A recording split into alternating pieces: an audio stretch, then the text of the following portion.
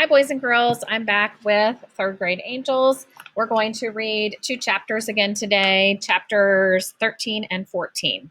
Chapter 13, Chip Monkey. Darren Tapp is still in the race. I sneaked a peek at his cursive. It's as perfect as mine, and I think I saw Mrs. Sims whispering to him.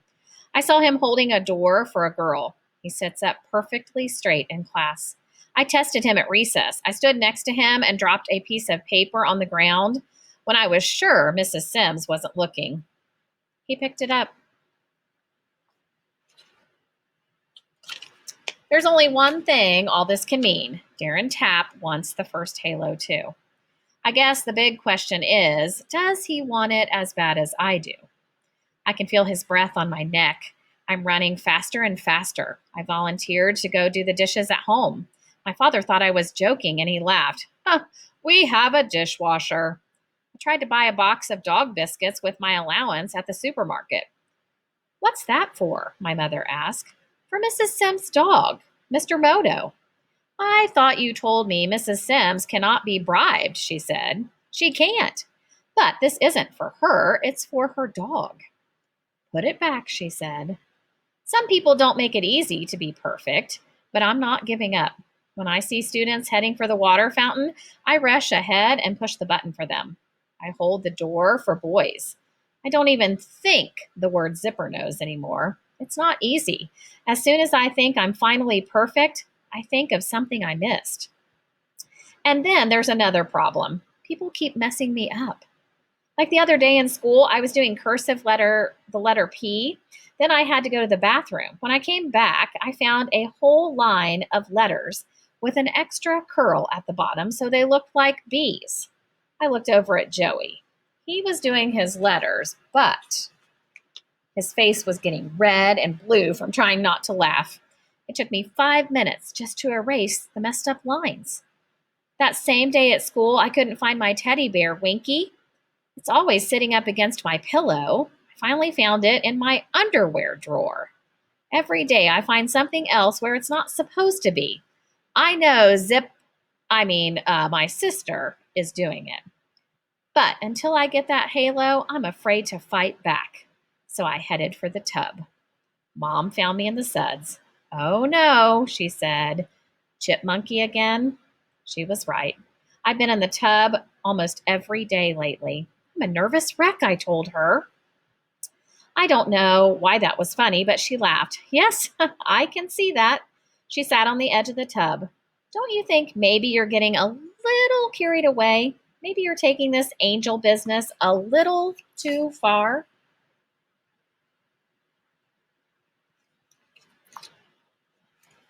I have to say, stay ahead of Darren Tapp, I said. He's just waiting for me to make a mistake. She reached into the tub and tugged on my earlobe with sudsy fingers. Suds, by the end of the year, everybody will have a halo. It's okay not to be first. It's okay to be second or 10th or even last. It's okay to not be first? I tried to wrap my brain around those words. I couldn't. And then yesterday, 4 things happened. Chapter 14. Oh no. The first thing happened in the morning at recess. I saw a candy wrapper on the ground and picked it up. Joey poked me. Why do you keep doing that? I told you before, I said, I want the first halo. But look, he said. He pointed at the school and all around the playground. Mrs. Sims isn't even here. You're not even getting any credit for it. I grinned. Yes, I am. He blinked. You are? I got closer. I whispered, she has spies. He was boggled. What? Mrs. Sims can't be watching everywhere all the time, so she has spies. Her friends? His eyes darted around. How do you know? My mom, I said. The boggle went away. He did more blinking. Then he was grinning. I mean, not just grinning. The grin was so big, it was almost scary. What's so funny? I said. Your mom, he said. What do you mean? He poked me. She's joking with you, dude. There ain't no spies. You're calling my mom a liar? I'm calling your mom a joker. He tossed a gummy bear at me. It bonked off my nose. There ain't no spies. There ain't no spies? Now it was my turn to be boggled. The second thing happened in the afternoon. We were riding home on the bus.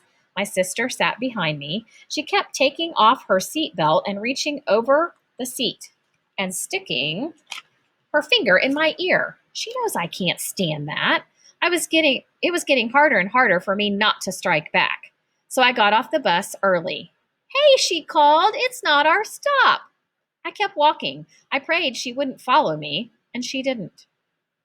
Two other kids got off the bus with me, Heather first and Constantina Pappas. Heather said, "This isn't your stop." "I know," I said. I started walking for home. I heard a scream, "Buster! Buster!" A little white and black dog came around the corner. It had a leash, but there was no person on the other end of the leash. Then that person, a teenage girl, came around the corner, chasing the dog and yelling, "Buster! Buster!" The dog was heading straight for me. It was almost close enough for me to grab the leash when it turned and started to cross the street. I went after it. I dove after the leash. I grabbed it. I felt the tug of the dog on the other end. I heard screaming, the teenage girl, but something else screaming too, even louder. Brakes. I was lying in the street and I looked up. The dog at the end of the leash was inches from the front fender of a car. Suddenly, the girl was picking me up along with the dog and wrapping us in hugs and tears, and a lady was coming out of the car saying, "Oh my goodness, oh my goodness." I can't even remember walking the rest of the way home. What I remember is the third thing. The third thing happened in my room, on my bed. I was still shaking too hard to make it to the tub. I closed my eyes and I took deep breaths. I finally started to calm down when my brain started to work again. This is the first thought it sent to me. "Hey man, you just did the best deed ever. Slam dunk, that halo is yours." Then my brain sent me Joey's words. "There ain't no spies." What if he was right? What if there were no spies reporting back to Mrs. Sims? What if I wasn't going to get credit? What if the best good deed ever was going to waste? The fourth thing started with my brain talking to itself. So don't let it go to waste. How do I do that?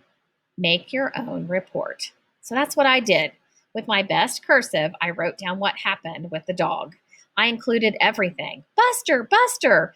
The brakes. "Oh my goodness, oh my goodness." I filled up the page. I folded it real neat. I put it in an envelope and I sealed the envelope. I put the envelope in my backpack. When I got to school today, I put the envelope on Mrs. Sims' desk. And I couldn't believe what I saw.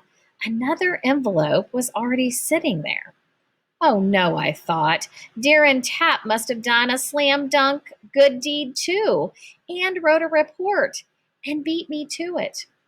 I was shell shocked. I didn't raise my hand in class all day. I was more zombie than human by the time Mrs. Sims said, "Well, angels, tomorrow's the big day. One of you will be the first to get a halo."